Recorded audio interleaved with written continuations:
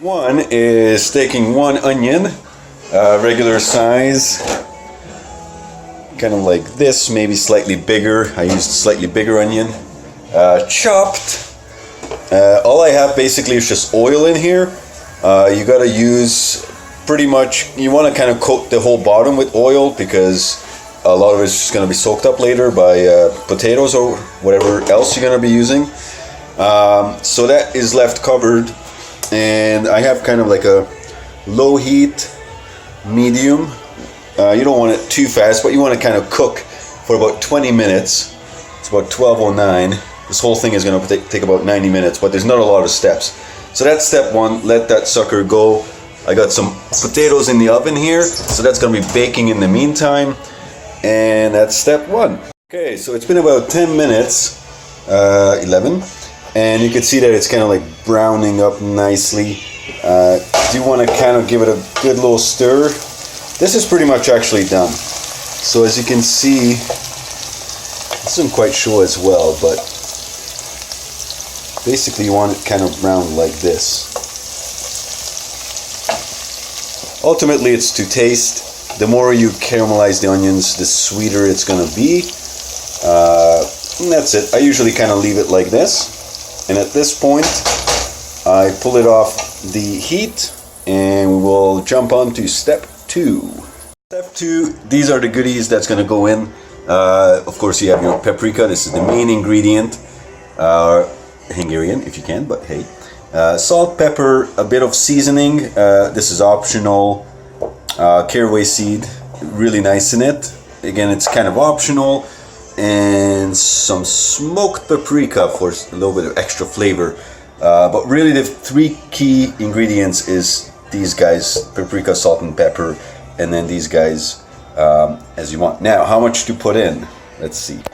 Again, you can experiment with this because it really is up to kind of taste and how much you're used to paprika. It's really healthy. If you're not used to it though, it might kind of give you a bit of a business. I generally put in that much, which is a normal kind of serving. And salt, pepper, again, to taste, rest of the seasoning. As far as the caraway, if you do put in some, you don't need to go overboard, maybe like that. It's just a bit of flavor. And again, the rest is just to taste. Okay, this is just to give you an idea of what I did. Oh, the phone's kind of steaming up. This is how much I put in. That's the pepper over there here. Caraway seed. This is a bit of an extra seasoning. And that's the smoky pepper. And so basically at this point, I'm just gonna all mix it up. Now, once it's mixed up, this is what the base kind of looks like. And pretty much that's it. At this point, I'm gonna add some water to it. I'll show you in a sec how much. And I'm gonna throw in the chickpeas, and I'm also gonna throw in a black bean. Normally I would put in 4 cans of chickpeas, but I only have 3. So I'm gonna throw in some black bean with it. And that should be that. Oh, and I forgot to mention, if you have any turmeric, it's really good to put in. Unfortunately, I'm all out, so I didn't put any in there. But usually I throw that in there as well. It's super good. Okay, and this is what it looks like with the chickpeas and the black bean mixed in.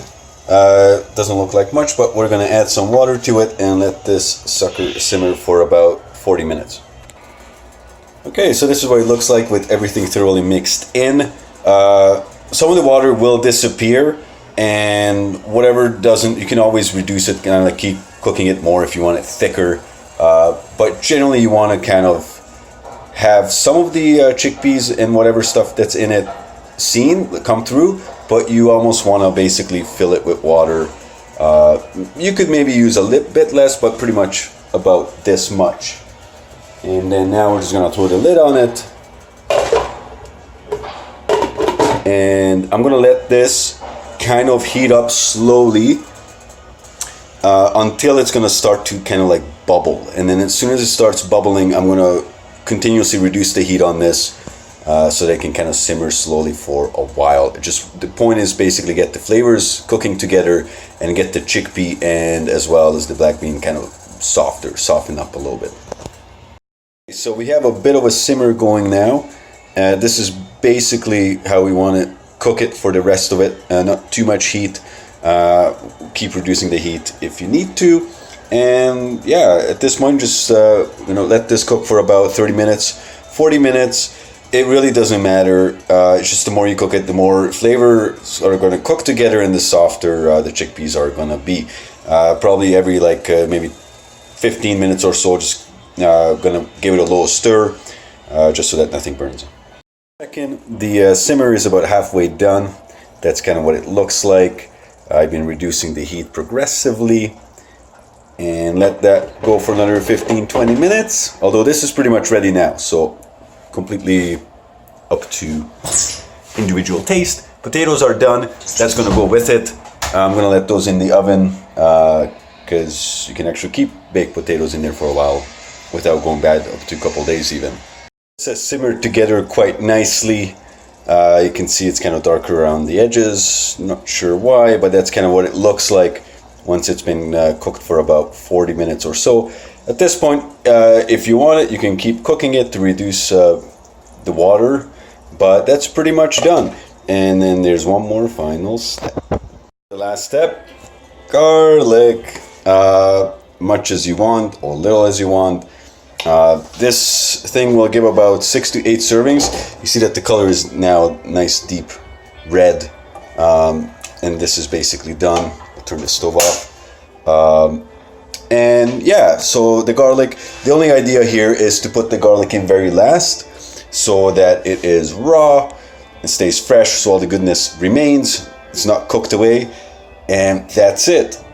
Usually I either just serve it on the potatoes as is, or sometimes I cube up the potatoes, throw it in a pan, and mix it all in together with this whatever.